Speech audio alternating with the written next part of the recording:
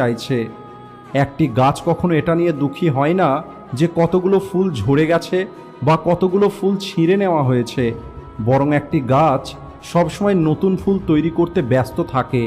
আর আপনিও একটি গাছের কাছ থেকে জীবনের অনেক কিছু শিখতে পারেন, যে আপনি আপনার জীবনে যত কিছুই হারান না কেন, সেই সব কিছু হারিয়ে আপনি নতুন কি করতে পারেন সেটার দিকে মনোযোগ দিন।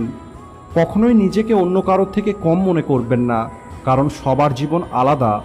আমি জানি সূর্যের সামনে একটি প্রদীপ কিছুই নয়, কিন্তু অন্ধকারের সামনে একটি প্রদীপের অনেক মূল্য। কোনো মানুষের সামনে হাত পাতার থেকে ভালো হলো আপনি সেই হাতটাকে কাজে লাগান। জীবনে যদি কখনো হেরে যান, তাহলে একটি কথা মনে রাখবেন, বয়স কখনো ক্লান্ত করতে পারে না, আঘাত কখনোই নিচে ফেলে দিতে পারে না। যদি আপনার ভিতরে জেদ থাকে, তাহলে আপনাকে কেউ হারাতে পারবে না। জীবনে কখনোই কোনো কিছুর জন্য খুব বেশি টেনশন